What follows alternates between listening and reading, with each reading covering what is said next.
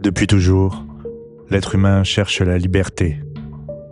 Non pas seulement celle des frontières ou des lois, mais celle plus intime, qui réside au cœur de son âme.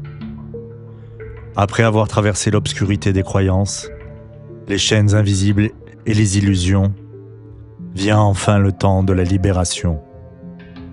Un retour à soi, un éveil, une sagesse retrouvée. La libération est un mouvement universel.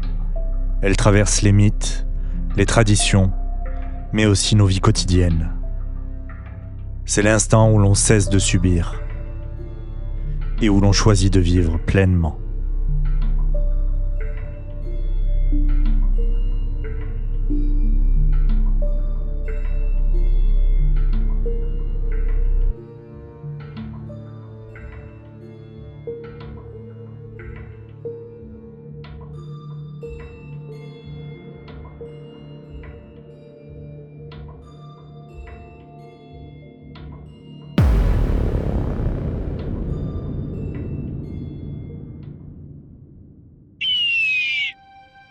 Dans les récits fondateurs, la délivrance apparaît toujours après une longue épreuve.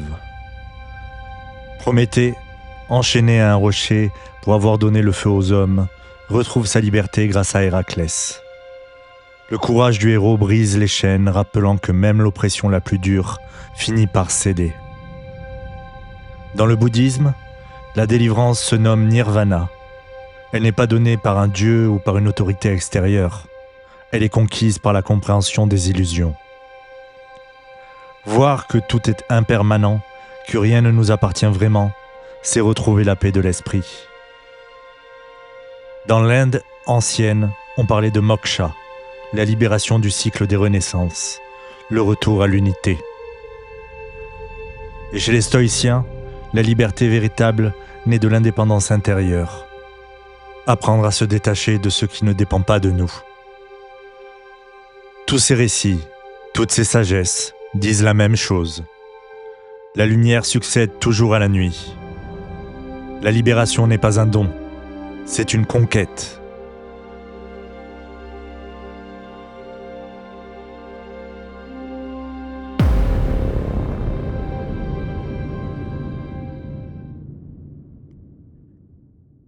Mais qu'est-ce que la libération intérieure dans notre vie à nous ? C'est d'abord reconnaître les prisons invisibles, la peur de décevoir, la culpabilité qui nous enferme dans le passé, les croyances limitantes qui murmurent « tu n'es pas capable, tu n'es pas digne », l'influence toxique de ceux qui veulent contrôler nos choix, parfois au nom de l'amour, parfois par simple besoin de pouvoir. Ces chaînes n'ont pas de métal, et pourtant elles pèsent plus lourd qu'un fardeau de pierre. Elles prennent la forme de la dépendance affective, de la délégation de notre pouvoir à une autorité, ou encore de l'emprise psychologique. Dans les sectes, par exemple, des milliers d'êtres humains renoncent à leur liberté de penser pour obéir à une figure toute puissante. Mais la vraie libération, c'est oser dire « je ne subis plus, je choisis ».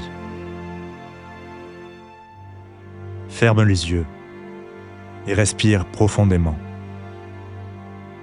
Imagine devant toi une chaîne qui t'entrave. À chaque expiration, vois cette chaîne se fissurer, se briser, jusqu'à disparaître en poussière. À chaque inspiration, ressens l'espace, la légèreté, le souffle nouveau qui se déploie en toi. Accueille ta souveraineté.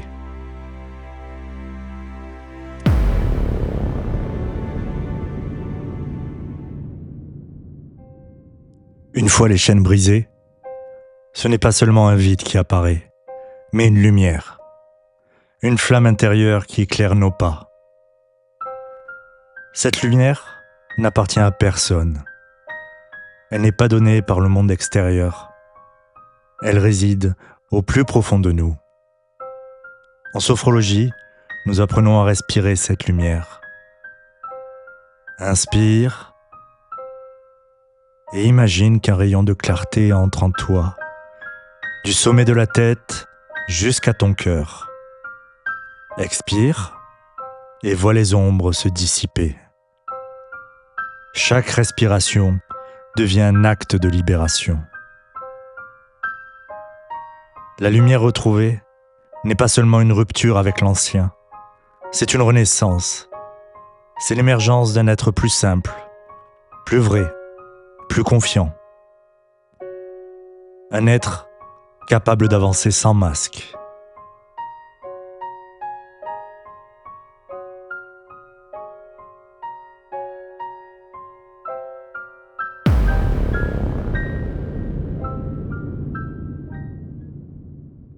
Mais se libérer ne signifie pas seulement rompre des chaînes, c'est aussi apprendre à se reconstruire. La liberté intérieure s'accompagne de responsabilités. Celle de reprendre les rênes de sa vie, de choisir en conscience, d'assumer ses désirs, tout en restant fidèle à ses valeurs profondes. La sophrologie nous guide vers cette autonomie. Elle ne nous dit pas quoi penser ni quoi croire. Elle nous invite simplement à retrouver un équilibre, être en paix avec soi-même et acteur de son propre chemin. Les sagesses anciennes l'avaient compris. Pour les Stoïciens, la sagesse est d'accepter ce qui ne dépend pas de nous et d'agir sur ce que nous pouvons transformer. Pour le bouddhisme, elle est de vivre chaque instant avec lucidité et compassion. Pour la tradition chrétienne, la sagesse est un don de l'esprit, une lumière qui éclaire nos choix. Toutes ces voies convergent vers une même vérité. La libération n'est pas seulement une rupture, c'est une maturation. C'est grandir, s'unifier, devenir soi-même.